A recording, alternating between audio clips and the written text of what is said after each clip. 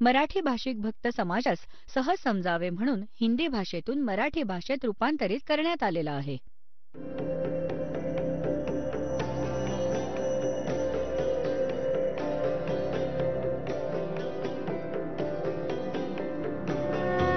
और ज्ञान सब ज्ञान डी कबीर ज्ञान सो ज्ञान, और जैसे घोड़ा तोब कायम करता चले मैदान. जगद्गुरु तत्वदर्शी संत रामपालजी महाराजांचे अमृत वचन सर्व पवित्र धर्मांच्या व पवित्र शास्त्रांच्या आधारावर. मात पिता मेरे ना मेरा जन्म न गर्भ बसेरा, बालक बन दिखलाया काशी नगर जल कमल पर डेरा, तहाँ जुलाहे न पाया. मात पिता मेरे कछु नाही ना मेरे घर दासी, जुल्ला का सुत आन कहाया जगत करो मेरी हासी. मात पिता मेरे कछु नाही ना मेरे घर दासी, ये जुल्ला का सुत आन कहाया जगत करे मेरी हासी. पांच तत्वों का धड़ना मेरे, ये पांच तत्वों का धड़ना मेरा, जानो ज्ञान अपारा, सत स्वरूपी नाम साहेब का ओहे नाम हमारा. अदरदीप सतलोकामध्ये, अदरदीप भवन गगन गुफा में, तान निज वस्तु सारा, तेरा ज्योत स्वरूपी अलख निरंजन, वो डरता ध्यान हमारा.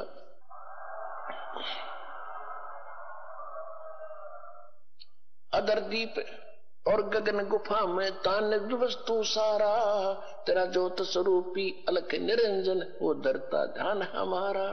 हाड चाम लहू ना मेरे, हाड चाम लहू ना मेरे, कोई जाने सतनाम उपासी, तारण तरण अव्यय पद दाता, मैं हूं कबीर अविनाशी.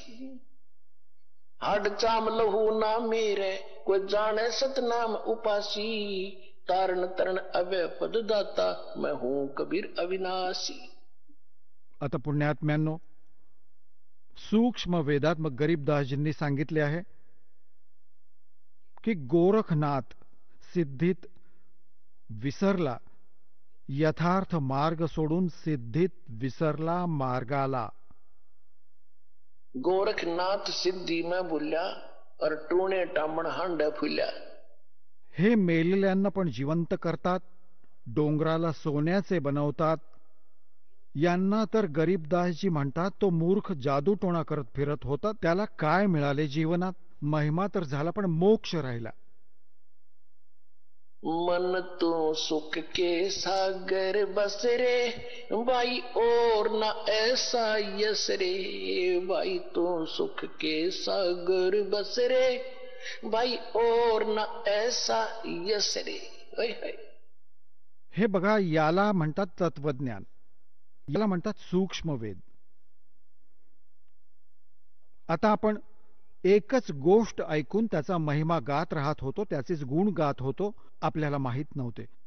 इतक्या जबरदस्त सिद्धी दाखवणारी व्यक्ती आणि बिलकुल झिरो होता, -0 होता अध्यात्म मार्गात.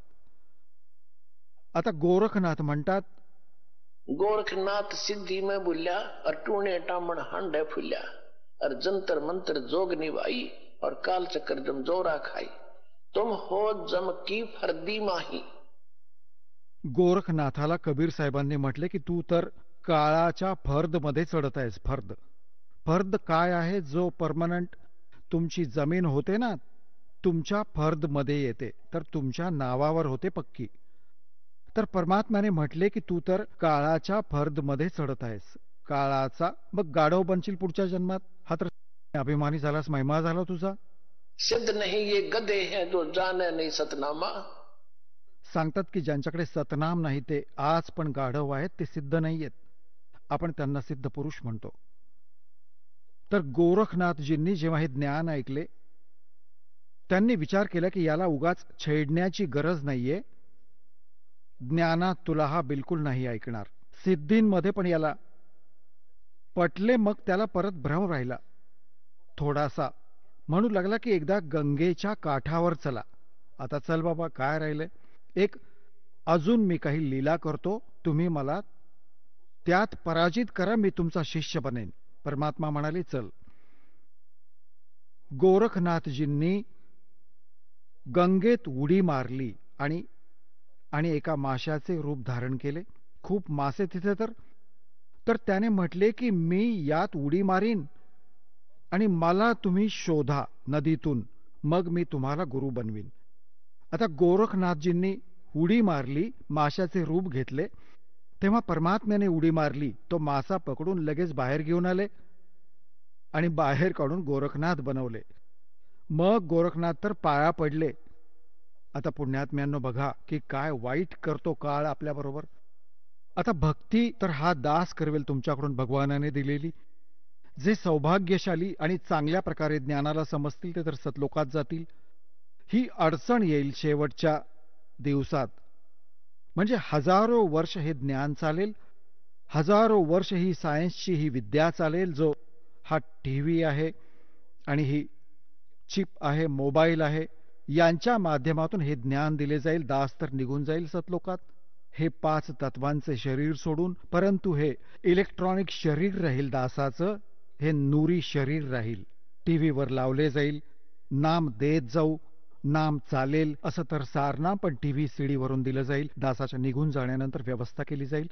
परंतु मग शेवटी हे विज्ञान पण संपून जाईल, हे ज्ञान राहील.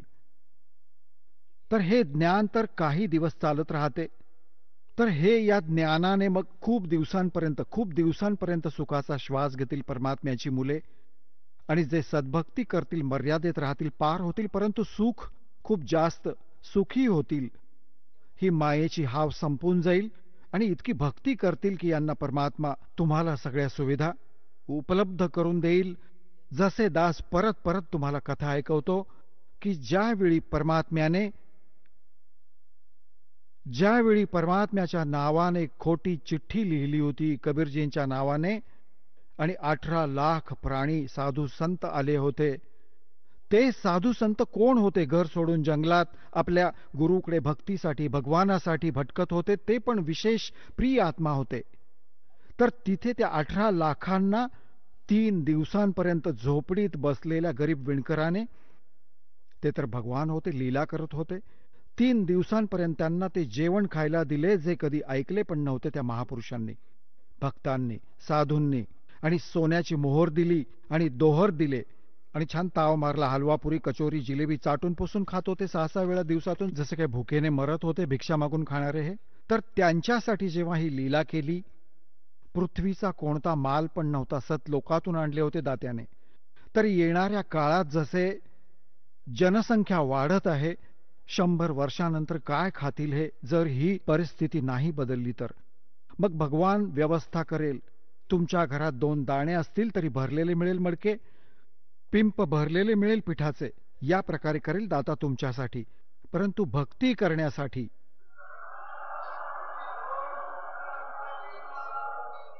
हे त्यांच्यासाठी करेल जे भक्ती करतील. आणि ज्यांना बकवास करायचा ते आपले करत राहा. ठीक आहे, जसे भक्ती भजन कराल त्याचा लाभ मिळेल, परंतु त्यातही काही मागे राहतील. तर यासाठी मग गोरखनाथजींनी परमात्म्याच्या पायावर डोके टेकवले, त्यांचे शिष्य बनले. आता बघा किती मोठा धोका होतो आपल्याबरोबर. आता जे या भक्तीला करून आणि पार झाले नाही, किती मोठी कटकट होईल त्यांच्या जीवाला. कोणी तर जाईल, जशी पूर्ण साधना करता तुम्ही, प्रथम मंत्रात गणेशजींचा, विष्णूजीचा, लक्ष्मीचा, ब्रह्मा सावित्रीजीचा, शंकर भगवान पार्वतीचा, दुर्गाजींचा, हे सगळे नाम जप करता. जे पार नाही झाले, मग हे तुम्ही तुमच्या या पुण्य कमाईने यांच्या लोकात जाऊन खूप चांगल्या सुविधा प्राप्त करून तिथे थाटाने देवता बनून राहाल. परंतु बँक बॅलन्स भक्तीचा तुमचा संपून जाईल. जेव्हा तिथून संपेल, मग ओम नामाचा जप, तो सतनामाच्या बरोबर तुम्ही जप केलात तो ब्रह्मचा होतो. मग ब्रह्मलोकात जाल. ब्रह्मलोकात हजारो युगांपर्यंत राहाल, इतकी गजब कमाई होईल तुमची. ब्रह्मलोकात जेव्हा पुंजी संपेल, मग तुम्हाला पृथ्वीवर टाकतील. पृथ्वीवर राजा बनाल. कोणी सिद्धी बनतात जसे गोरखनाथ सारखे, आणि मग दुनियेत प्रसिद्ध होत जात. कर्म बिघडत बिघडत असे बिघडतील की गाढव बनतील. आणि मग कधी याच युगात हा प्राईम टाइम जो चालू आहे 5505 वर्ष कलियुग संपलेला असेल त्यानंतरच डाव लागेल. तर यासाठी सावधान रहा, या भक्ती मार्गात विचलित नका होऊ. आता काय आहे की परमात्मा आले होते, अशाच लीला करत असत. ज्यावेळी गोरखनाथ हरला आणि परमात्म्याची लीला झाली, गोरखनाथाने पाय पकडले. लाखो, किती हजारोंच्या संख्येत गोरखनाथवाले आणि वैष्णव पंथवाले परमात्मा कबीरजींचे शिष्य झाले. आता पुण्यात्म्यांनो, आपण परमात्म्याचा महिमा लीला कसे भगवान मानले होते, जसे श्रीकृष्णजींनी, श्रीकृष्ण आणि अर्जुनाने एक वेश बदलून साधू संताचे रूप घेऊन मोरध्वज राजाच्या घरी गेले होते, ज्या दिवशी तो आपल्या मुलाचा ताम्रध्वजाचा राजतिलक करणार होता आणि त्याच्याकरता त्याने साधू संतांना आमंत्रित केले होते. एका यज्ञाचे अनुष्ठान होते. या यज्ञात एक अट असायची की जे साधू संत खायला मागतील ते द्यायला लागेल, नाहीतर यज्ञ नाही मानला जाईल. तर हे दोघे गेले. कृष्ण, अर्जुनाच्या मनात एक दोष आला होता. अर्जुन म्हणत होता, हे भगवन, कारण की हा शिष्य पण होता अर्जुन, आणि अर्जुन कृष्णाचा शिष्य होता आणि रिलेटिव्ह पण होता. तर म्हणत होता की मी तुमचा सेवक आहे, असा कोणी अजून नाहीये पृथ्वीवर. तर परमात्मा श्रीकृष्णजींनी त्याचा भ्रम निवारण करण्यासाठी तिथे घेऊन गेले. ताम्रध्वज राजाच्या घरी.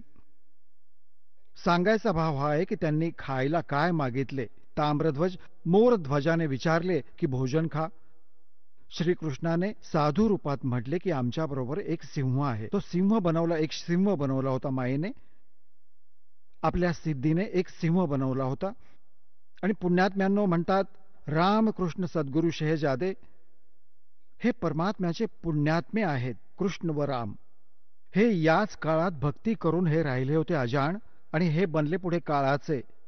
या पुण्यात्म्यातून यांना जन्म दिला. आता यांची रक्षा पण भगवानच करतो. जेव्हा श्रीकृष्णजींनी तो मायारूपी सिंह बनवला, तेव्हा परमात्मा स्वतः आले सिंहरूप धारण करून, की यांचे काम बिघडेल आणि हे चूक करतील आणि हा अनादर होईल भगवानाचा, माझा होईल. तर तिथे जाऊन त्यांनी काय केले की राजाने विचारले की काय खाणार भोजन. कृष्णजी म्हणाले, पहिले माझ्या सिंहाला खायला द्या, मग मी नंतर खाईन. आणि माझा सिंह मांस बकऱ्याचे नाही खाणार, पशुचे नाही खात, हा मनुष्याचे खातो, नरभक्षी आहे. आणि मनुष्याचे पण कुणा सेवकाला नका पकडून आणू, तुझ्या परिवाराच्या घरच्या सदस्याचे एकाचे मांस खाईल, तेव्हा आम्ही भोजन करू. सांगायचा भाव हा आहे की याला जास्त नको वाढवायला. शेवटी ताम्रध्वजाला कापायचा आदेश मिळाला. मधोमध ताम्रध्वजाला कापले, मग त्याला जिवंत केले. मेला होता. आणि या कारणाने कृष्णजींना भगवान मानले. आता परमात्म्याने किती जिवंत केले तुम्हाला कथा ऐकवतो. एक सम्मन नावाचा कासार होता. खूपच निर्धन गरीब होते. दोघे पतिपत्नी. त्याच्या पत्नीचे नाव नेकी होते. आणि दोघे पतिपत्नी परमात्म्याचे शिष्य झाले होते. कबीर भगवानाच्या ज्ञानाशी परिचित झाले होते. एक त्यांचा मुलगा होता 10-12 वर्षांचा. त्याचं नाव सेवू होतं. सेवू, शिव म्हणतात जसे सेवू म्हणत असत. तिघेच्या तिघे भगवानाच्या ज्ञानात खूप रंगून गेले होते. आणि जिथे पण ते जात होते, सम्मन आणि नेकी पतिपत्नी बांगड्या भरवण्यासाठी गावात नगरात, तिथे परमात्मा कबीरजींची चर्चा करत असत की आमचे गुरुजी इतके सक्षम आहेत, आमचे गुरुजी इतके सक्षम आहेत. असे सिकंदर लोधीचा जन्माचा रोग ठीक केला. एक गाय कापली होती सिकंदर लोधीने, ती जिवंत केली.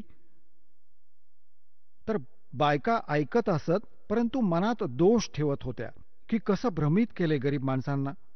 असे कधी होऊ शकते? जर असं झालं असतं तर असं झालं असतं तर मनात आत दोष ठेवत असत, ऐकत जरूर होत्या. एके दिवशी काय झालं की कबीर परमात्माजी त्यांच्या घरी गेले. अचानक घरी गेले तर काय पाहिलं की खाण्यासाठी विचारलं. 3 जण होते. अशा प्रकारे एक कबीर परमात्माजींनी एका कमाल नावाच्या मुलाला 12-13 वर्ष वयाचा होता, त्याला मेलेल्याला जिवंत केले होते. एक शेख तकी नावाचा मुसलमान पीर होता जो परमात्मा कबीरजींबरोबर ईर्ष्या ठेवत होता. त्याने ही अट ठेवली होती की कोणी मेलेल्याला जिवंत करेल कबीर. सिकंदर लोधी राजाच्या समोर ही शर्त ठेवली होती, दिल्लीच्या बादशहाच्या समोर, की जर कोणी मेलेल्याला जिवंत करेल कबीर तर मी कबीरजींना अल्लाहचा अवतार मानीन, नाहीतर नाही मानणार. आणि मुसलमानांना सांगेन की राजा नास्तिक झाला आहे आणि नास्तिकाला गुरु बनवलं आहे. सिकंदर लोधी चिंतित झाला. तेव्हा कबीर साहेबांनी म्हटले की टेन्शन नको घेऊ राजा, याला सांग की कोणी मेलेला मुर्दा मागवून घे. परमात्म्याची दया झाली. ज्या नदीवर बसले होते, थांबले होते, तिथेच एक मेलेलं बालक. घरवाल्यांनी त्याचे अंतिम संस्कार करून मृत्यू झाला होता बालकाचा. ते शव सोडून देत जलप्रवाह करत. काही जाती अशा असतात जे दफन नाही करत, जाळत पण नाहीत, ते जलप्रवाह करतात. तो मुलगा मेलेला येत होते शव. तेव्हा कबीर साहेबांनी सगळे हजारोंच्या संख्येने सैनिक होते, अंगरक्षक होते, त्या मुलाला जिवंत केलं होतं. आणि तो मुलगा मग परमात्म्याच्या बरोबर बालक रूपात राहिला. परमात्म्याचा स्वतःचा कोणी मुलगा नव्हता. तेव्हा सगळ्यांनी म्हटले होते जेव्हा मुलगा जिवंत झाला की कमाल केली भगवान, तुम्ही कमाल केली. त्याचे नाव कमाल ठेवले. तो मुलगा भगवानाच्या बरोबर परमात्म्याने पुत्र रूपाने पालन केले. एके दिवशी या कमालला हा भ्रम झाला होता की माझ्यासारखा सेवक भगवान तुमचा अजून कोणी नाही. आता त्याचा अभिमान काढण्यासाठी गोरखनाथ एक शेख फरीद, जो परमात्मा जो पहिल्यांदा फुकटची ओझी वाहत होता, विहिरीत पण लटकला होता. परमात्मा तिथे पोहोचले होते आणि त्याला म्हणाले होते की अरे भल्या माणसा, तू काय करत आहेस? की मी भगवानाचे दर्शन करण्यासाठी विहिरीत उलटा लटकलो आहे, तपश्चर्या करत आहे. तेव्हा परमात्म्याने म्हटले होती, मी आहे भगवान अल्लाहू अकबर, ज्याला तू शोधत आहेस. तर शेख फरीद म्हणू लागले की बकवास नको करूस भक्ता, भगवान असा थोडाच असतो, भगवान बघू थोडेच शकतो, तो तर निराकार आहे, तो बेचून आहे. परमात्म्याने म्हटले, अरे भल्या माणसा, जर परमात्मा निराकार आहे आणि तुम्ही त्याच्या दर्शनासाठी कठीण तपश्चर्या करत आहात किती वर्षांपासून, आता विहिरीत पण शेवटचे श्वास मोजत आहेस त्याच्या दर्शनार्थ, आणि इकडे म्हणतोस तो निराकार आहे, तर दर्शन काय खाक करणार तू? आता म्हणतात गावाचं आणि ज्ञानाचं एकमेकाशी पटत नाही. असा बाहेर ये, एकदम बुद्धी बदलली. अरे हा तर गजबच झाला. एकीकडे तर आम्ही बेचून म्हणतो, निराकार म्हणतो, मग आम्ही समाधी लावतो, त्याला बघू, खाक बघणार? बघण्यासाठी एवढा प्रयत्न करतोयस, तेव्हा किती कमजोर झाला होता शेख फरीद. 12 वर्षात 50 किलो अन्न खाल्ले होते, 50 किलो. हे बघा, 12 वर्षात, म्हणजे नाम मात्र रोज, की भगवान भेटू दे कशाही प्रकारे, आळस नको यायला. आणि कावळे आले होते, म्हणजे अगदी हाडांचा सापळा राहिला होता. कावळे आले डोळे काढण्याच्या उद्देशाने, की अजून तर कुठे मांस नाहीये या माणसात, डोळे खाऊया. तेव्हा त्याने म्हटले होते की हे कावळ्यांनो, माझ्या शरीरात कुठे मांस शिल्लक असेल ते खा, माझ्या डोळ्यांना नका शिवू, मला भगवानांचे दर्शन करायचे आहे, डोळे तेवढे सोडून द्या.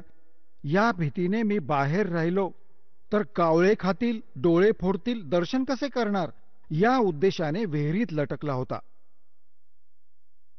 उलटा. तेव्हा भगवान गेले होते की बाबा हा मरेल भक्त, आणि उभे राहून त्याला लटकत होता, त्याला दोरीने ओढून बाहेर काढले. तो लटकून म्हणत आहे, हे बाबा मला त्रास नको देऊ, तू तुझे काम कर, मी माझे करत आहे. त्याने विचार केला की कोणी गुराखी वगैरे बकवास करत आहे. भगवानाने म्हटले की तू काय करत आहेस इथे महात्माजी? की मी भगवानाच्या दर्शनासाठी साधना करत आहे. परमात्म्याने म्हटले की मी आहे तो अल्लाहू अकबर, ज्याला तू बघू इच्छितोस. आता शेख फरीदने म्हटले की बघ बाबा, अशी गोष्ट नाही करायची, तुला पाप लागेल. भगवान तर निराकार आहे, तो तर बेचून आहे, तुम्ही तर माणूस आहात, तुम्ही पैगंबर होऊ शकता. परमात्मा म्हणाले की मी तर चल मनुष्य आहे, आणि तुम्ही ज्याला शोधत आहात तो निराकार आहे, आणि तू असे म्हणतो की तू भगवानाचे दर्शन करू इच्छितो, माझे डोळे पण खराब नका करू. तर निराकाराचे दर्शन महात्माजी करणार कसे? अरे भल्या माणसा, एकदम गोंधळून गेला, पाय पकडले जसेच्या तसे, की अल्लाह तर नाही मानलं की भगवान असेल, परंतु बाखबर जरूर आहे. हे पटले की बाखबर आहे हा.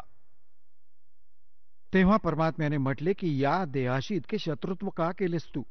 नीटपणे पोळी खा, थोडी खा, खूप नको खाऊस. प्रथम अंदल संयम राखे, योग युगत सब सतगुरु भाखे.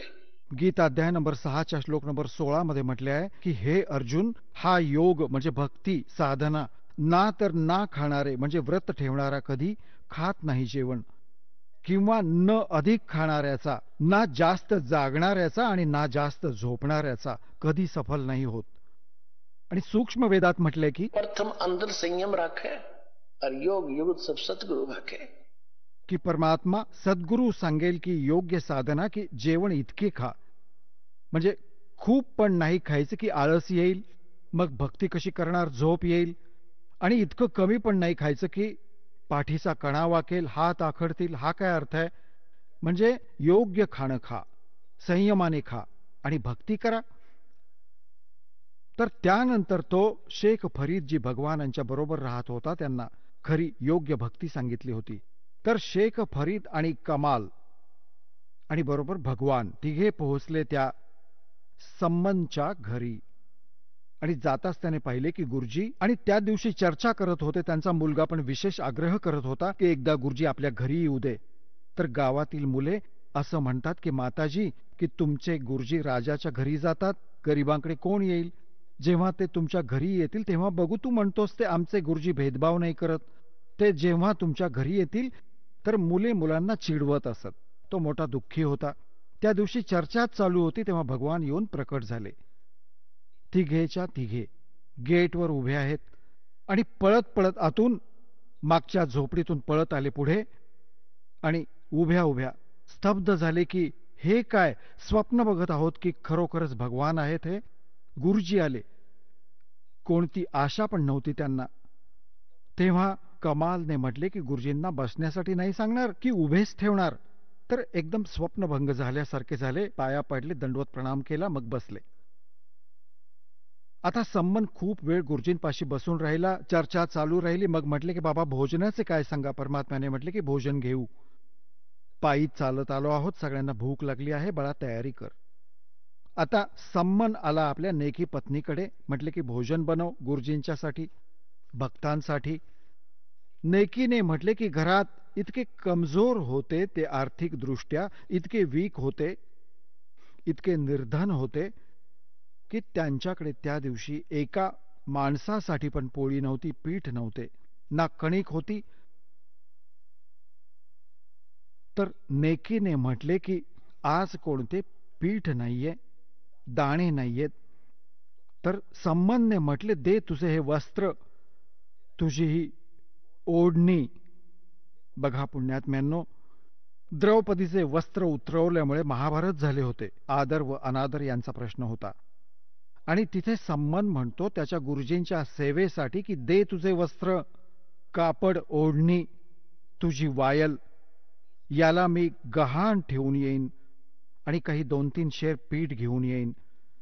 नेकीने म्हटले की मी कितीतरी घरात घेऊन गेले आहे या वायलला, या वस्त्राला, हे फाटलेले आहे. याकरता कोणी गहाण पण नाही ठेवत, कोणी पीठ नाही दिले, उलट नावे ठेवत आहेत की आज तर तुझ्या घरी तर तुमचे गुरुजी आले आहेत, ते तर तुम्हाला असेच खाऊ घालतील, तुमचे घर भरतील, ते तर मोठमोठे चमत्कार करतात. हे जाणून बुजून बकवास करतायत. आज हे आपल्याला पीठ मुद्दाम नाही देत आहेत, नाहीतर उधार तर तेही देत असत गावातल्या गावात. तर जाणून बुजून त्या नगरात पैसेवाले खूप होते, यासाठी ते रुबाब करायचे गरिबांवर. गरिबांना तर तसा पण त्रास नाही दिला पाहिजे आणि भक्ताला त्रास दिला तर खूप पाप लागेल. तर संमन म्हणाला, आता काय करू? तो तर डोकं धरून बसला. जमिनीवर गरगरू लागले. पहिल्यांदा गुरुजी आले. मजकर्महीनाच्या दारावर गुरु, हे परमात्मा, मी किती दुष्ट आहे. आज मी माझ्या गुरुजींची सेवा पण नाही करू शकत. या पाप्याला पृथ्वीवर का सोडले दाता? असे असे बोलत खूप चिंतित झाला. नेकीने म्हटले की चिंता नका करू, काही प्रयत्न करा. काय प्रयत्न करू? आता संमनने विचारले की असे करा, आता तर गुरुजींना सांगा की सकाळी भोजन बनवून देतो.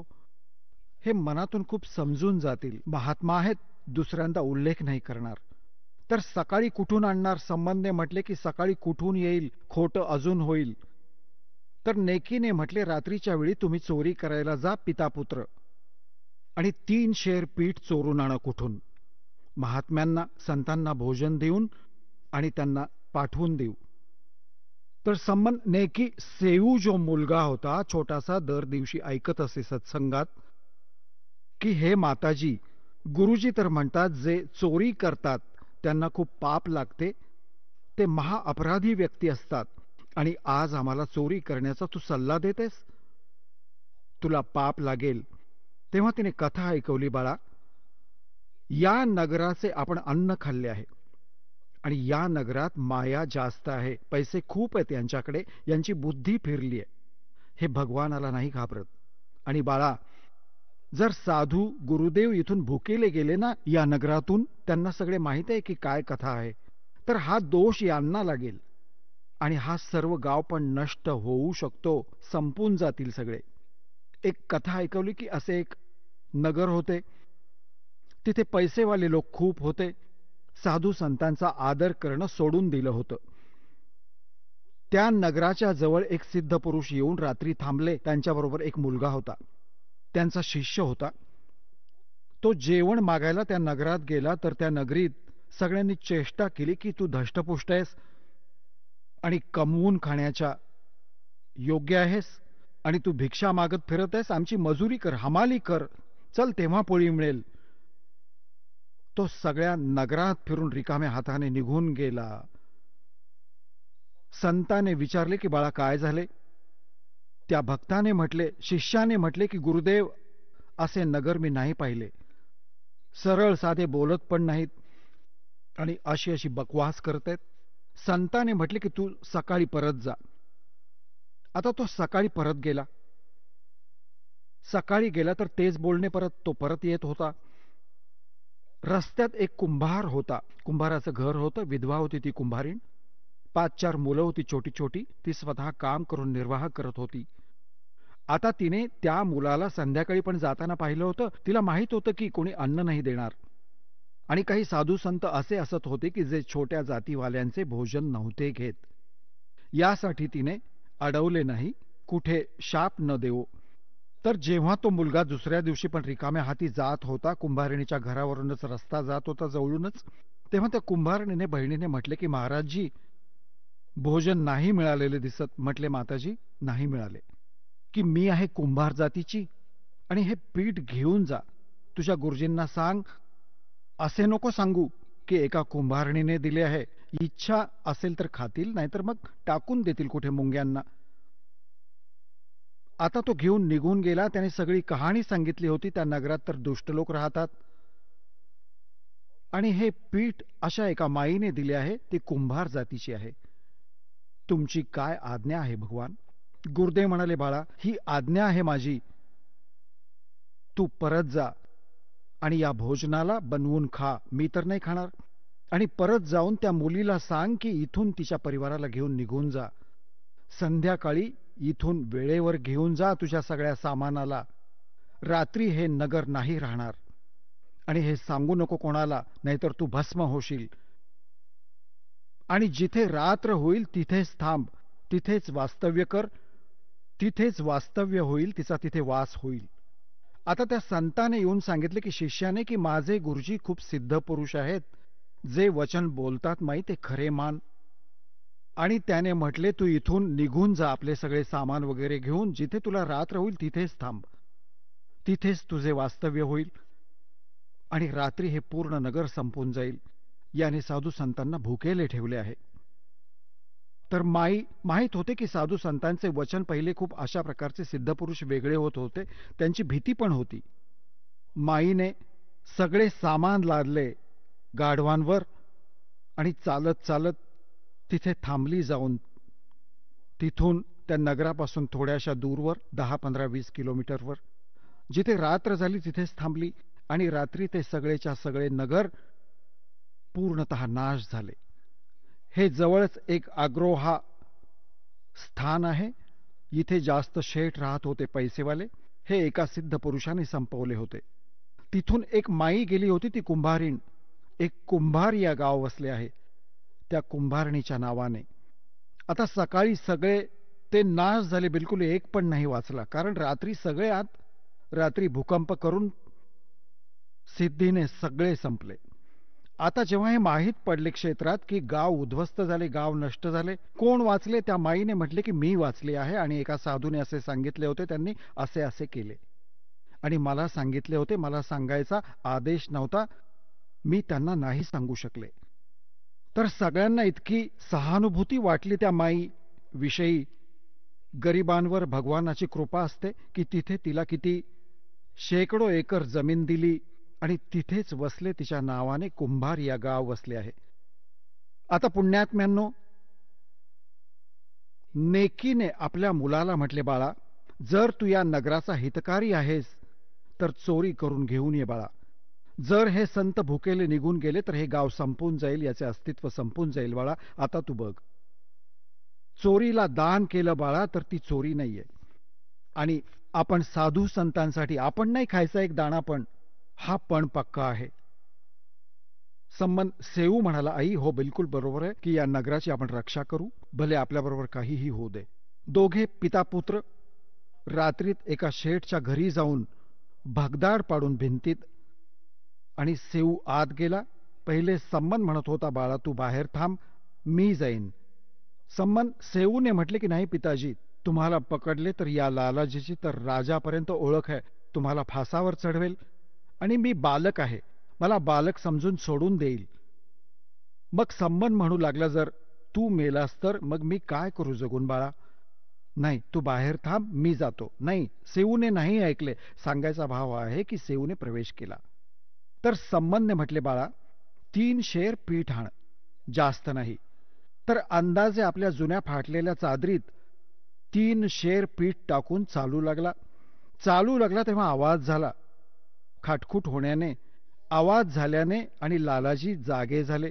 तिथेच झोपला होता दुकानात. आणि तिथे जेव्हा सेऊ निघायचा प्रयत्न करत होता, त्याचे पाय पकडून ओढले परत की चोर चोर चोर म्हणून. तोपर्यंत त्याने पीठ बाहेर फेकले होते गाठोड्यात बांधून की पिताजी तुम्ही घेऊन जा. मला लालाजींनी पकडले आणि लालाजींनी ओढून आणि बांधले खांबाला आणि बघितले की तू चांगला चोर, तू चोर आहेस, तसा भक्त बनून फिरत होतास, आज तुझे पितळ उघडे पडले. तेव्हा संबंध नेकी सेऊने म्हटले, लालाजी आम्ही चोर नाहीये, आमच्या घरी आमचे गुरुजी आले आहेत आणि आमच्याकडे कोणते पीठ नव्हते, उधार पण नव्हते देत कोणी, कोणत्या प्रकारे गहाण ठेवून पण नव्हते देत. आम्ही नाही खाणार, 3 शेर पीठ घेतले आहे, आम्ही तुमचे परत देऊ कमवून. म्हणू लागला, अच्छा सकाळी माहीत पडेल. आता माहीत पडले ना की चोरी तर तुमचे ते गुरु करून घेतात तुमच्याकडून. आता चोराला काय मारायचे, चोराच्या आईला शिक्षा देऊ. होऊ दे सकाळ, राजाच्याकडे कंप्लेंट करीन तुमच्या गुरुजींची, उद्या बघ काय होईल. आता त्याची छाती धडधडू लागली, काळीच कापत होते. नेकी संबंध सेऊचे, हा तर जुलूम झाला, हे तर नाश करतील, गुरुजींचा अनादर करतील उद्या. आता तिकडे नेकीने विचारले, मुलगा कुठे आहे. जेव्हा संबंध घेऊन गेला पीठ, मुलाच्या आईने विचारले की मुलगा कुठे आहे. म्हटले त्याला तर शेठने पकडले आणि मी पीठ घेऊन आलो.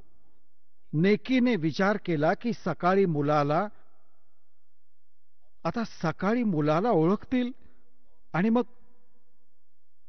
काय करतील, गुरुजींना शिक्षा देतील हे लोक. असे का न करावे की लालाजी बोलू नाही शकणार, सकाळी उल्लेख पण नाही करणार की कोण होते व कोण नव्हते. तर या उद्देशाने आपल्या गुरुदेवांची इज्जत वाचवण्यासाठी हृदयापासून की बाबा विनाश होईल, जर उद्या माहीत पडले तर बेइज्जती करतील गुरुदेवांची. तर आपल्या पतीला म्हटले आईने, त्याच्या पत्नीने, की जा तलवार घेऊन जा आणि मुलाचे डोके कापून टाक आणि डोके घेऊन ये. तर त्याने असेच केले. आता तलवार घेऊन जेव्हा संबंध पोहोचला त्या भगदाडाच्या समोर बसून आणि म्हटले, बेटा सेऊ, एक दोन गुप्त गोष्टी तुझ्या कानात सांगायच्या आहेत, बोलायच्या आहेत.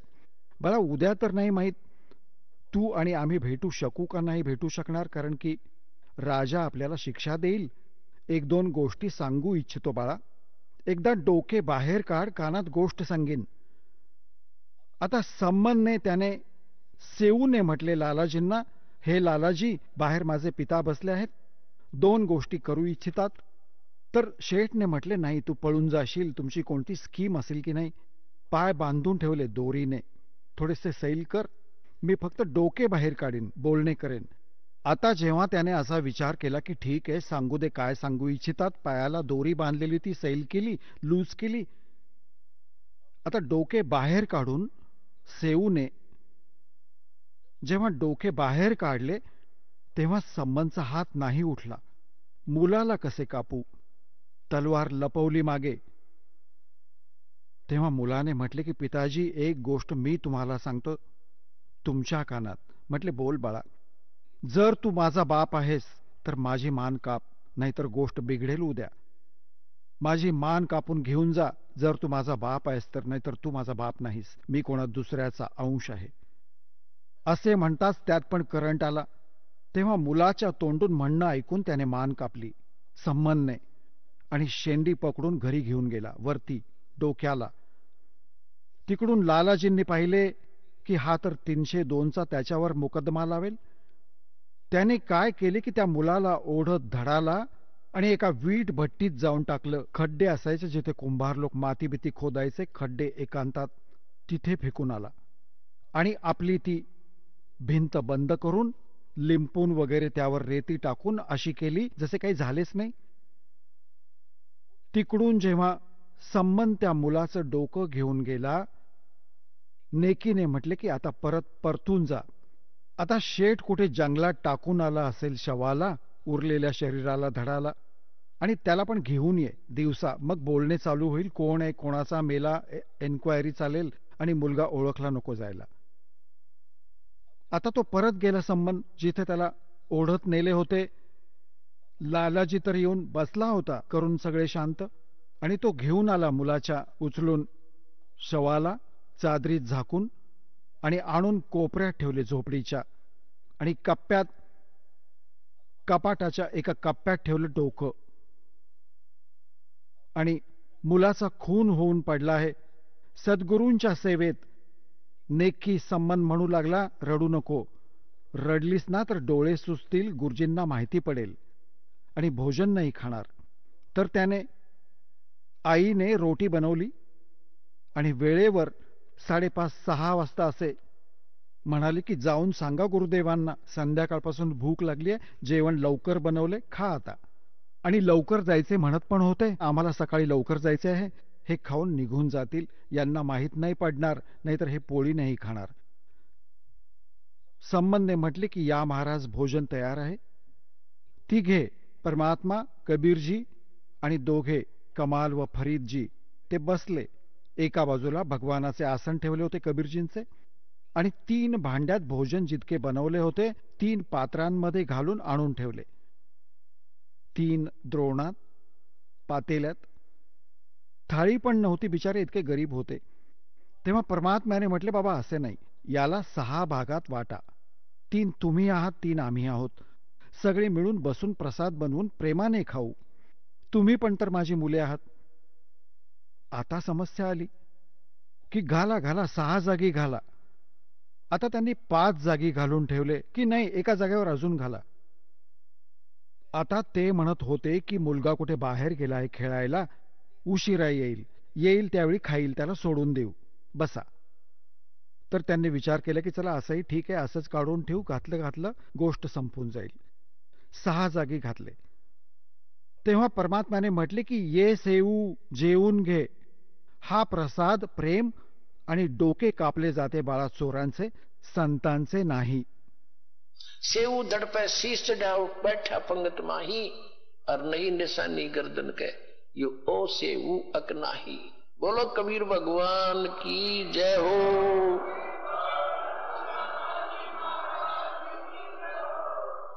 सेऊच्या धडावर कप्प्यातून कपाटातून उठून डोके आणि जमिनीवर पडलेल्या धडावर लागून आणि मुलगा पंक्तीत येऊन बसला.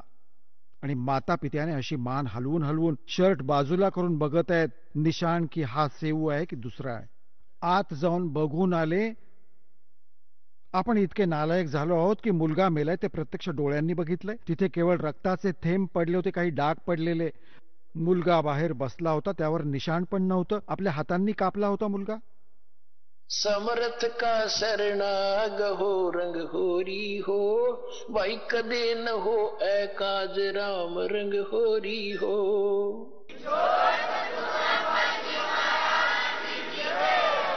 त्यानंतर परमात्म्याने इतके धन दिले त्या संबंधला. 1 नंबरचा शेठ त्याच जीवनात, त्या शहरात 1 नंबरचा शेठ झाला.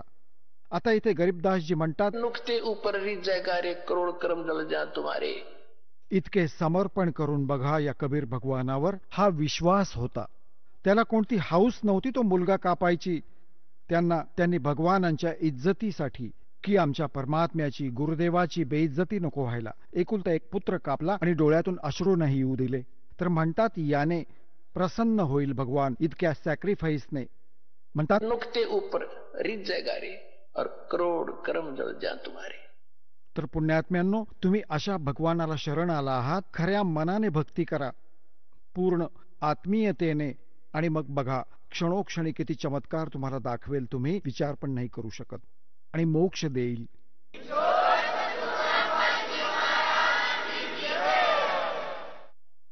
तर पुण्यात्म्यांनो, तुमचे सौभाग्य आहे की तुम्हाला तो संत भेटला, सद्गुरू भेटला, आणि तो भगवान भेटला जो इथे पण सुख देईल आणि परलोक पण तुमचे सुखी करेल. बोलो सतगुरुदेव की जय हो.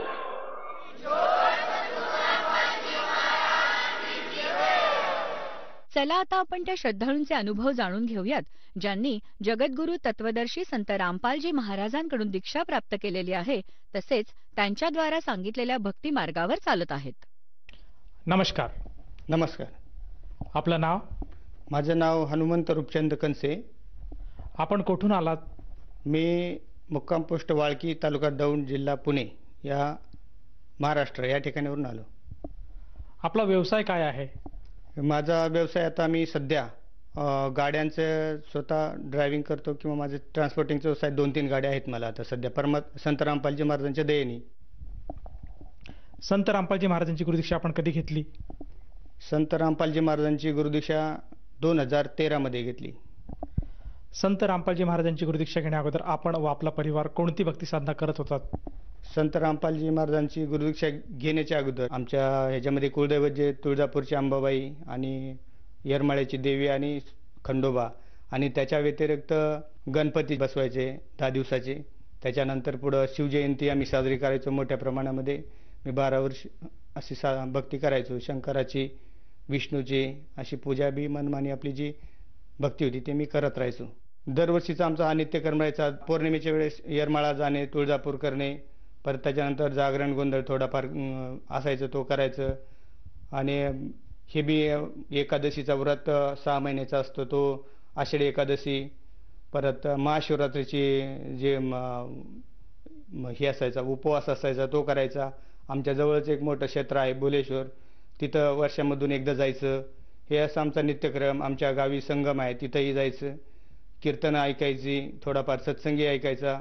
ह्या अशा गोष्टी आम्ही पूर्वीच्या भक्तीमध्ये मी करायचो. जसं तुम्ही सांगत आहात आपण पूर्वीपासूनच भक्तिमार्गात होतात, आणि पारंपरिक जी काही भक्ती साधना आपण महाराष्ट्रामध्ये करतो तीच भक्ती साधना आपण करत होतात. तर मला असं विचारायचं आहे की संत रामपालजी महाराजांच्या शरणात आपण कसे आलात? संत रामपालजी महाराजांच्या शरणामध्ये मी अशा प्रकारे आलो, माझी आईच्या किडन्या फेल झाल्या, सर्व दवाखाने वगैरे मी करत राहिलो आणि तिथंही यश नव्हतं. आणि शेवटी डॉक्टरांनी हात वर केले त्या गोष्टीसाठी, किंवा हे काय आमच्या पटीचं शक्य नाही आहे, शेवटी हे फार अवघड आहे ना. त्याच्यानंतर मग मी कुठेतरी साधू संत आहेत, देव आहे ह्याच्या शोधासाठी, की माझी आई वाचली पाहिजे, मग मी त्या संतांचाही आधार घेण्यासाठी मी संत शोधत राहिलो. संत रामपालजी महाराज एका चॅनलच्या माध्यमातून दाखवत होते की ब्रह्म विष्णू महेश यांच्याही पेक्षा वरती देव आहेत. त्यांनी ते ग्रंथाच्या माध्यमातून दाखवलं. देवी भागवत 3रा स्कंद दाखवला, त्याच्यानंतर वेदामध्ये दाखवलं, बरेचसे अशा सगळे प्रमाणं पाहिल्यानंतर आणि मग आम्ही जी भक्ती करत होतो याच्यापेक्षाही कुणीतरी वरती श्रेष्ठ परमेश्वर आहेत आणि ते जाणून घेण्यासाठी संत रामपालजी महाराजांची दीक्षा मी घेतली. मग जसं तुम्ही सांगत आहात की संत रामपालजी महाराजांचा आपण सत्संग बघितलं आणि संत रामपालजी महाराजांचं ज्ञान आपण ऐकून त्या ज्ञानाला भाळून ते तत्वज्ञान समजून आपण संत रामपालजी महाराजांच्या शरणात आलेत. तर जेव्हा आपण संत रामपालजी महाराजांची शरण स्वीकारली त्यानंतर आपल्याला व आपल्या परिवाराला काय काय लाभ प्राप्त झालेत? संत रामपालजी महाराजांचा ज्यावेळेस मी नामदीक्षा घेतली त्यावेळेस माझा पहिला जो लाभ होता माझी आत्मिक शांती. ज्या देवासाठी आम्ही या आतमधून जेवढं बी आम्ही त्याच्यासाठी तडपत होतो, पण तो रस्ता मला तो सापडला.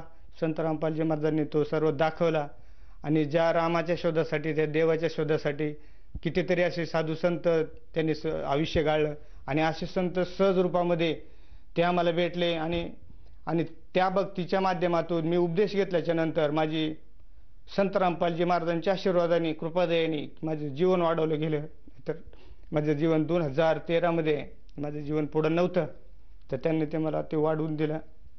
आणि त्या प्रसंग बी असा होता की यमदूत प्रत्येक प्राण्याला ज्यावेळेस इथं आयुष्य सरतं प्रारब्धानुसार, जे म्हणजे परमेश्वर सुद्धा सांगतात की त्यांनी बी सांगितलं आहे की मासा घटेना तिल बडे विधना लिखे जो लेख साचा सद्गुरू उपरमात.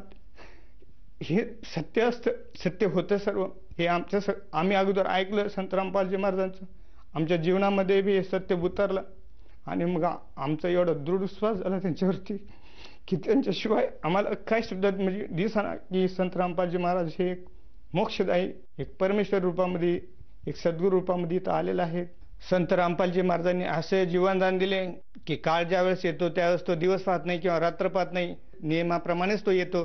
तो तसे माझी रात्रीच्या वेळे मी आगाढ झोपेमध्ये असताना स्वप्नावस्थेमध्ये काळ मला घेण्यासाठी आला आणि तो स्वप्न त्यामध्ये मी सर्व पाहत होतो की आम्ही सर्व मित्रपरिवार एका कट्ट्यावरती बसलेलो होतो. एक अचानक जोराचा वारा सुटला. वारा एवढा जोराचा सुटला की त्याच्यामध्ये एक वीज चमकल्यासारखा असा आवाज आला. तर मी सहजच वरती पाहिलं वरती तर एक काहीतरी शक्ती खाली येत होती आणि ती एकदम काळी खिन्न होती. तर ते त्याला पाहून मी थोडं जमिनीकडे बी असं माझं लक्ष गेलं तर तिथं जमीन थरथर कापत होती. आणि हे पाहिल्यानंतर माझ्या तोंडातून शब्द न उच्चारता माझ्या आत्म्यामधूनच असा एक शब्द निघाला, हे काळ तर नाही. आणि हे मग बाकीच्यांना मी हलवण्याचा प्रयत्न केला तर तिथंही कुणालाही, ते जेवढे माझे शेजारी मित्र होते त्यांना त्याचे काही खबर नव्हते, ते एकदम शांत बसलेले होते. आणि मग मात्र मी त्या सगळा प्रसंग पाहून मी वरडू लागलो, आता मला कोण आहे मधून वाचून, ही काय शक्ती आहे, ही काळच आहे ना, ही मला घेण्यासाठी आली. हे सत्संगाच्या माध्यमातून मला थोडी माहिती झाली होती की बाबा एक परमेश्वर आहेत, काळ आहेत आणि ते प्रारब्धानुसार माणसांना इथून घेऊन बी जातात. आणि ते जसं काळ खाली आलं त्याने माझा एक हात पकडला. त्यावेळेस मी आता कुणाला पुकारणार, कुणाला बोलवणार, तर हे सगळे एकदम ह्यांचे सगळे स्मृतीभ्रंश झाल्यासारखे झाले होते माझे मित्रपरिवार.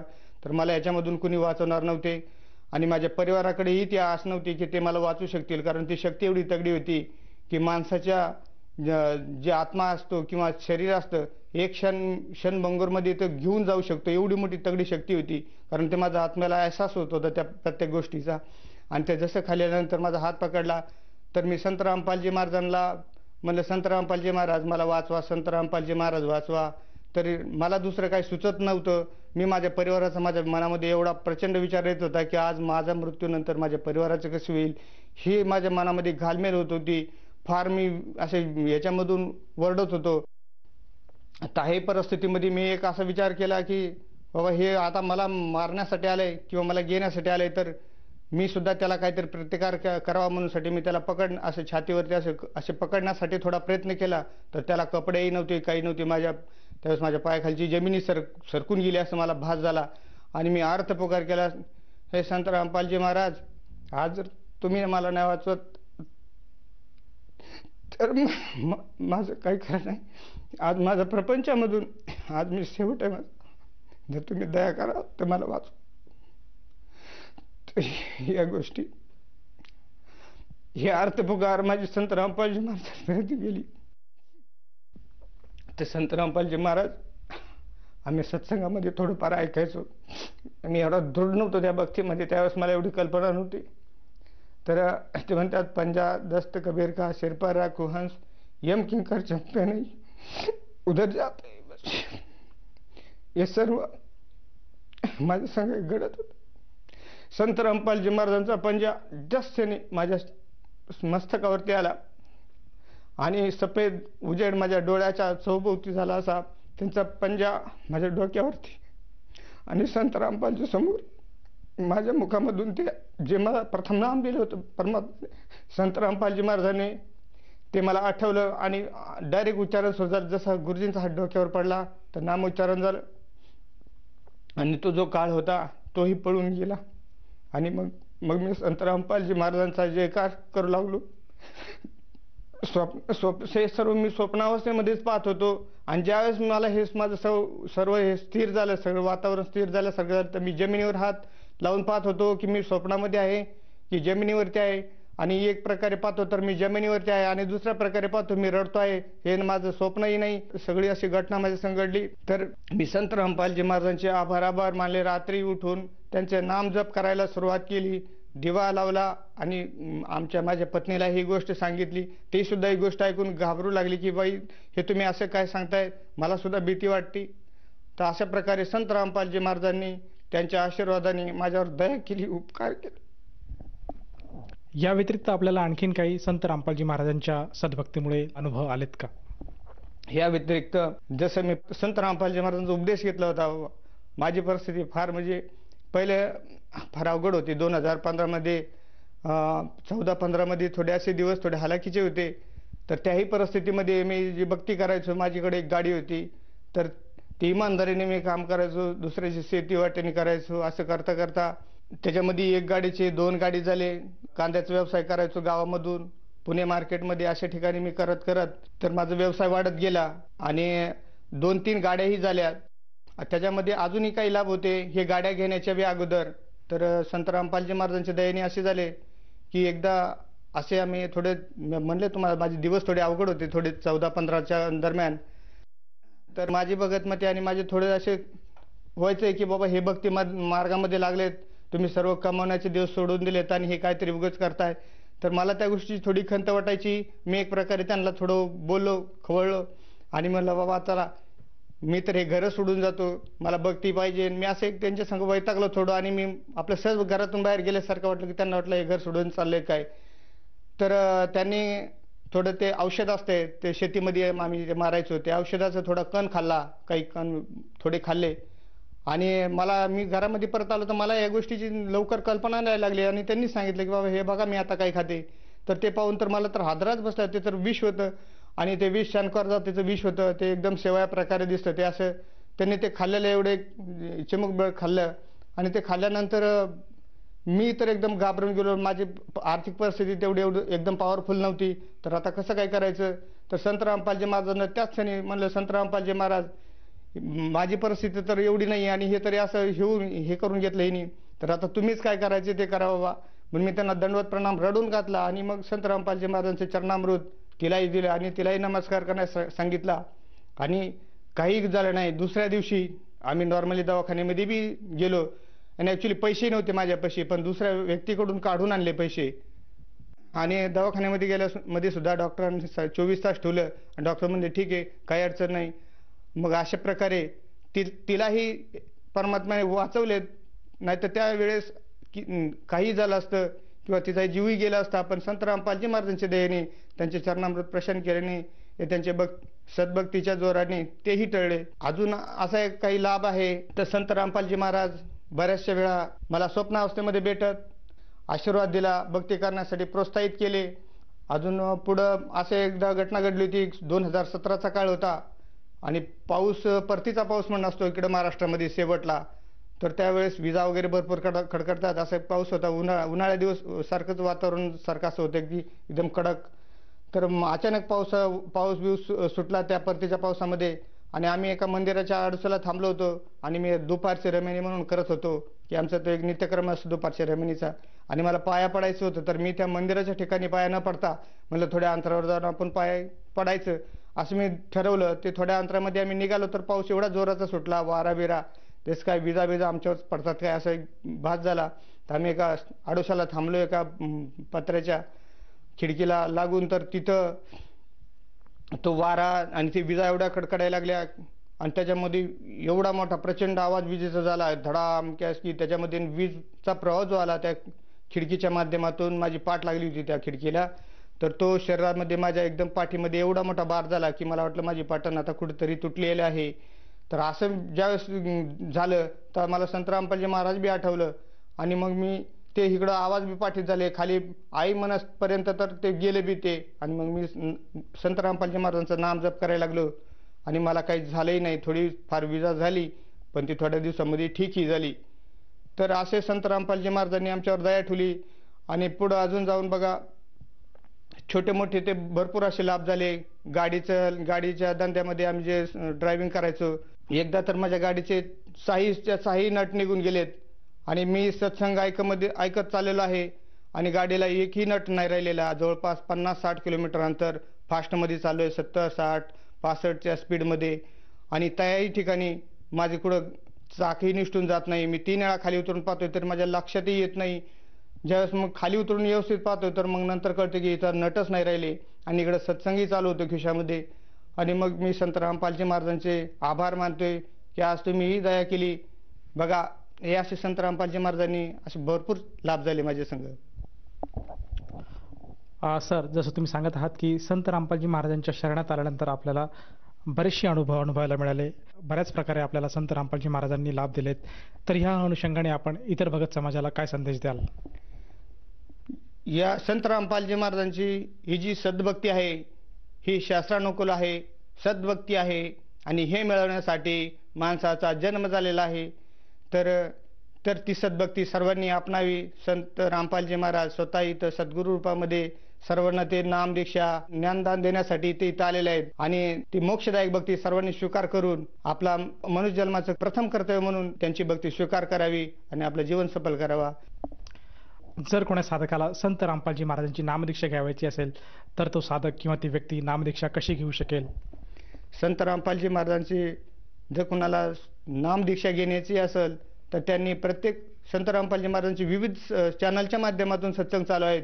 ज्याही चॅनलच्या माध्यमातून ते सत्संग पाहतात त्या चॅनलच्या खाली एक असे नंबर येतात. ते नंबर त्यांनी ते घ्यायचे, त्याच्यावरती फोन केल्यानंतर त्यांना त्या प्रत्येक जिल्ह्यामध्ये संत रामपालजी महाराजांच्या कृपेने महाराष्ट्रामध्ये ऑल महाराष्ट्रामध्ये सर्व जिल्ह्यामध्ये संत रामपालजी महाराजांचे नामदान आणि फ्रीमध्ये आहे ते नामदान. त्या ठिकाणी जाऊन ते फोन केला तरी ते सर्व माहिती सांगतात आणि त्याच्या माध्यमातून आपण ते नामदीक्षा मोफत मिळवून आपलं जीवन सुकर करू शकतो. धन्यवाद. धन्यवाद.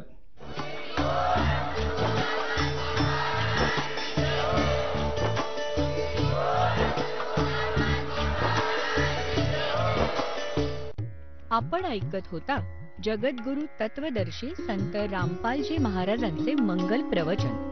निःशुल्क नामदीक्षा प्राप्त करण्यासाठी आणि अधिक माहितीसाठी संपर्क करा 7030303951 7030303952. आमची वेबसाईट आहे www.jagadgururampalji.org.